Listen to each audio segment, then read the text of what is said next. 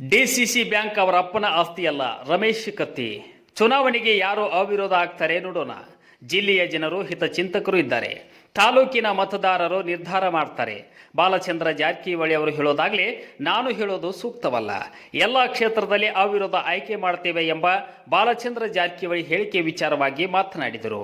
ಇನ್ನು ಪೆನಲ್ ಮಾಡ್ತೀರಾ ಎಂಬ ಪ್ರಶ್ನೆಗೆ ಉತ್ತರಿಸಿದ ಅವರು, ಪೆನಲ್ ಅನ್ನೋ ಪ್ರಶ್ನೆ ಇದಕ್ಕೆ ಬರುವುದಿಲ್ಲ.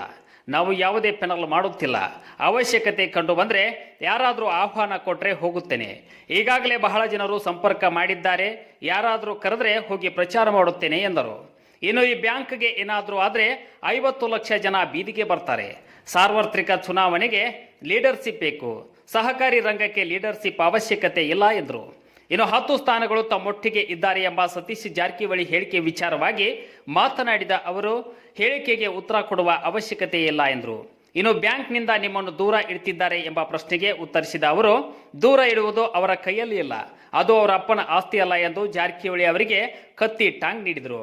ಇನ್ನು ಪ್ರತಿಷ್ಠಿತ ಡಿಸಿಸಿ ಬ್ಯಾಂಕ್ ಚುನಾವಣೆ ಕಾವು ಜೋರಾಗಿದ್ದು, ಕತ್ತಿ ವರ್ಸಸ್ ಜಾರಕಿಹೊಳಿ ಕುಟುಂಬಗಳ ನಡುವೆ ಬಿಗ್ ಫೈಟ್ ಏರ್ಪಟ್ಟಿದೆ.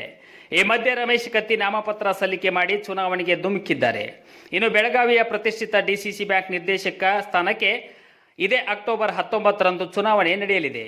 ಮಂಗಳವಾರ ಬೆಳಗಾವಿ ನಗರದಲ್ಲಿರುವ ಡಿಸಿಸಿ ಬ್ಯಾಂಕ್ ಕೇಂದ್ರ ಕಚೇರಿಗೆ ಆಗಮಿಸಿದ ಮಾಜಿ ಸಂಸದ ರಮೇಶ್ ಕತ್ತಿ ಅವರು ಡಿಸಿಸಿ ಬ್ಯಾಂಕ್ನ ಚುನಾವಣಾ ಅಧಿಕಾರಿಗೆ ನಾಮಪತ್ರ ಸಲ್ಲಿಸಿದರು. ಈ ವೇಳೆ ಅಣ್ಣನ ಮಗ ಶಾಸಕ ನಿಖಿಲ್ ಕತ್ತಿ, ಪುತ್ರ ಪೃಥ್ವಿ ಕತ್ತಿ ಅವರು ಸಾಥ್ ನೀಡಿದರು. ಇನ್ನು ಈ ಮೂಲಕ ಜಾರಕಿಹೊಳಿ ಬ್ರದರ್ಸ್ ವರ್ಸಸ್ ಕತ್ತಿ ಕುಟುಂಬದ ಮಧ್ಯೆ ಮತ್ತೊಂದು ಸುತ್ತಿನ ಫೈಟ್ ಆರಂಭವಾಗಿದೆ. ರಮೇಶ್ ಕತ್ತಿ ಸೋಲಿಸಲು ಈಗಾಗಲೇ ಜಾರಕಿಹೊಳಿ ಬ್ರದರ್ಸ್ ತಂತ್ರಗಾರಿಕೆ ಹೆಣೆದಿದ್ದಾರೆ. ಆದರೆ ರಮೇಶ್ ಕತ್ತಿ ನಾಮಪತ್ರ ಸಲ್ಲಿಸುವ ಮೂಲಕ ಅಧಿಕೃತವಾಗಿ ಚುನಾವಣಾ ಅಖಾಡಕ್ಕೆ ಇಳಿದಿದ್ದಾರೆ. ಬ್ಯೂರೋ ರಿಪೋರ್ಟ್, ಸುದ್ದಿ 108 ನ್ಯೂಸ್ 24x7.